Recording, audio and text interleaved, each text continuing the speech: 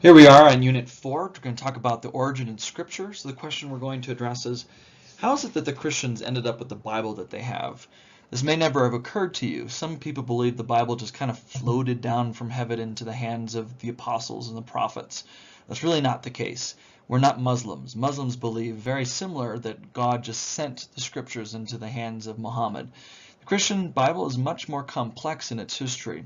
So we want to examine briefly how we ended up with the Old Testament, the Hebrew canon, and then 27 New Testament books, which we call the New Testament, reflecting the life and teachings of Jesus and his apostles.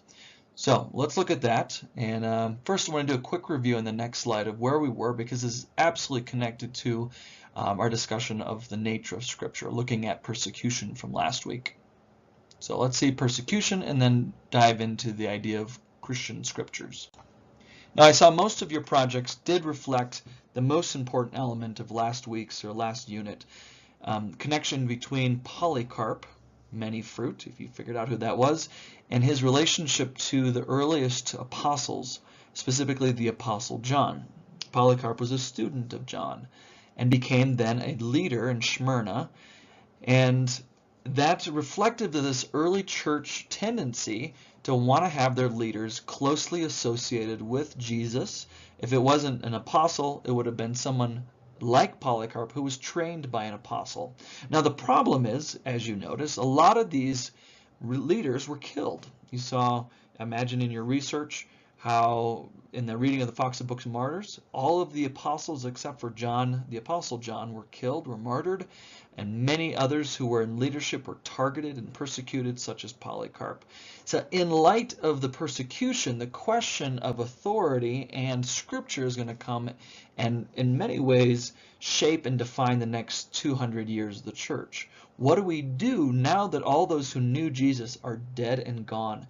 Where does the teachings of Jesus, how does it come to us? So the question that we're going to ask then is deeply connected to this idea of persecution playing a significant shaper in the identity of the church, which you saw in Peter, but it also forces the church to ask a very significant question. What does it mean for us to be followers of Jesus and his teachings if Jesus and the people who immediately knew his teachings no longer exist? By now you've noticed how significant writing is for the early church. Writing becomes the tool. The epistles, the letters, become the tool in which the apostles can extend their authority geographically. They can send a letter, if you know this by now, that Paul sends his letters to Rome, to Philippi, to Corinth, to Colossae. His authority as someone who knew Jesus and was trained by Jesus, whether it was the apostles, people who knew Jesus specifically, or second-generation apostles, such as Mark, who wrote the Gospel of Mark, knew Peter, so really the Gospel of Mark is just Peter's reflections on the life of Jesus. Luke did not know Jesus personally, but he was good friends with Paul and was a historian who did his research talking to the apostles. So letter writing, epistle writing is deeply connected to the leadership of the church, specifically the apostles, and it shapes the leadership and the elders and the way they do church. So we've seen that connection. Now what's going to happen here is that tradition of the authority of the written word in connection to people who claim to have been taught by Jesus or knew that they knew someone that was taught by Jesus directly is going to generate a ton of literature. Now we think of the New Testament as 27 books. That was not always the case, that the church was very clear on those 27 books. There's about a 200 to 300 year period where the church was figuring out which books were more authoritative than other books, which will be very much a significant part of our discussion this week. So, recognizing that apostolic authority often generated the belief in an apostolic scripture, and that'll be our major theme we're going to track. Let's go to the next slide. So the question we need to ask is, how did the early Christians decide how one scripture was more authoritative than another letter from a possible someone who claimed to have known Jesus or knew an apostle? That's the question we need to ask, because that's going to generate the list that we have today. So we have the 12 apostles. The question is, who carries on their teaching after they're dead? And that will be the question that we address in this one. Within the next 300 years, actually the next 200 years or so, you see the church collecting these letters that were sent out to various communities throughout the Roman Empire. Some of them you'll be familiar with. The Gospel of Matthew, the Gospel of Mark, the Gospel of Luke, and the Gospel of John were very commonly held and agreed upon authoritative letters that were found within a variety of churches throughout the Roman Empire. But later on, within 100 years of the writing of those letters, you have a gospel called the Gospel of Mary Magdalene, the Gospel of Thomas, and lo and behold, you get a book called the Gospel of Judas. People were considering the authority of these would-be scriptures. Now you notice these names are significant ones from the New Testament. Mary Magdalene was a disciple of Jesus, someone who appears in a number of Gospels as an intimate with Jesus. The Gospel of the Gospel of Thomas. We all know who Thomas was, doubting Thomas. Thomas is one of the 12. Maybe he wrote a gospel, and we should pay attention to his writings. And then there's this interesting one called the Gospel of Judas, which we're going to spend a lot of time with this unit. Now that one should already put up some yellow flags. What is it that Judas, one of the 12 by all means, had to say about the gospel that we should pay attention to? Is this true teachings of Jesus, or is this something else? And then you have one that we're going to look at as well, the teaching of the 12. Notice the number 12 synonymous with the 12 apostles. Another name for that would-be scripture is the Didache. So you've got all of these scriptures that are now floating around the churches throughout the Roman Empire, and people are saying, well, what do you have? Oh, I have Matthew. Well, what do you use in your church? Well, we use Thomas. Well, where did you get Thomas? Where did you get Matthew? And lots of questions would force the church to ask the defining question. How do we know which of these is actually the authoritative teaching of the apostles who reflect the authoritative teaching of Jesus? So that brings us to this very significant defining moment in the church. Just before the end of the 4th century, there was a movement that had been then started with Marcion in the end of the 2nd century. Marcion's heresy, we'll talk more about heresies quite a bit in the next unit.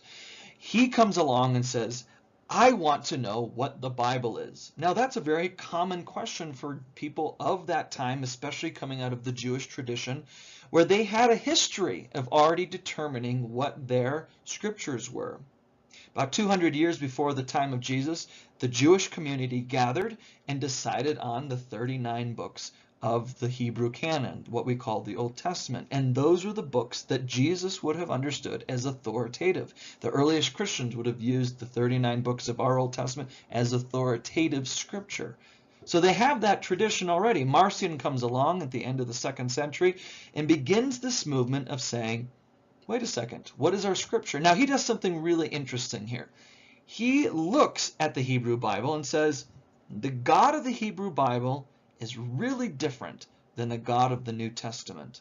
The God of the Hebrew Bible is judgmental and wrathful and throws people into open pits and plagues and all those things that maybe you don't like about that God of the Hebrews. We're uncomfortable with that. We like the God of the New Testament. We like Jesus.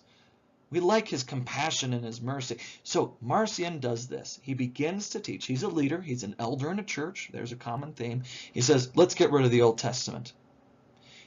And then he looks at some of the common teachings that people were having in their churches. And he says, there's some books that people are talking about that I don't really like either. Let's get rid of the Gospel of Matthew. Let's get rid of the Gospel of John. Let's get rid of some of Paul's teachings. Let's get rid of some of Peter's teachings. Now, this did not go unnoticed. Many, many other leaders said, wait a second, you can't do that. And to make a long story short, his movement was considered heretical, meaning false teaching. Again, a theme that we've continued to see. False teachers arising in the church, how do we respond? But it begs the question then, all right, well, if you're not going to accept my list or my canon, Marcion says, then you just tell me what is the correct list. So people who were following him said, all right, what are we going to use for Scripture then? And this begins a movement for the next 200 years, from about the end of the 2nd century, 190-ish, to 390-ish, where the church begins to ask serious questions about, all right, do we keep the Old Testament? Do we keep Matthew? Do we keep John? Do we keep these things that were thrown out by Marcion? And that's where we're going to go with this question. How do we know which of these is considered canon? Now, what I want to do to get into the heart of this conversation is to give you 2 texts. Now, in other units, I give you an image. You need to do your research. There really was no way for me to do this. So the easiest for me to do is give you the name, the Didache, and the Gospel of Judas. And I want you to compare and contrast them using the assignment in the next slide. So here's the assignment. I want you to read the text, which I will include in the website, so you don't have to do too much research. I will include the versions that I want you to have.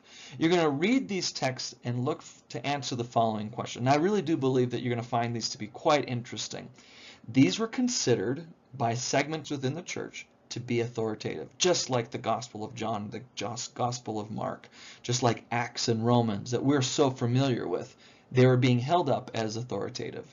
So ask this question: how is this text, the Didache and the Gospel of Judas, similar to what we already know as the New Testament? Because that's what they're competing against.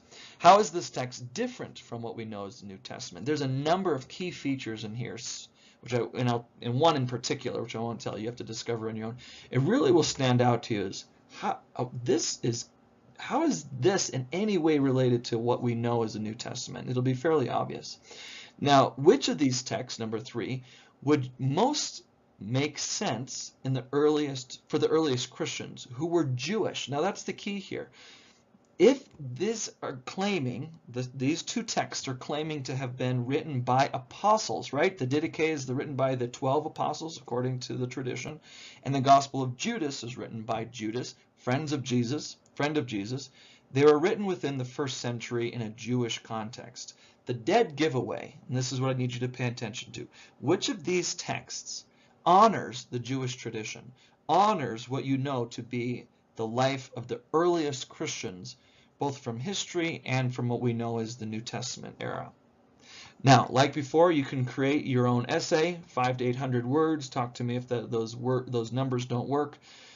Or a presentation, PowerPoint, Prezi, however you want to do it, with a discussion answering the questions above. Okay, if you have any further questions, there's a lot of meat on these texts. You're going to want to chew on them for a little bit. That's why the assignment is going to take 2 weeks. Give me any feedback, any conversation earlier than later would be great, because there are some very confusing features about some of these texts that will need discussion. You can certainly do your own research, or we can be in a discussion throughout the process. Again, you know my number, you know where my classroom is. Please connect with me.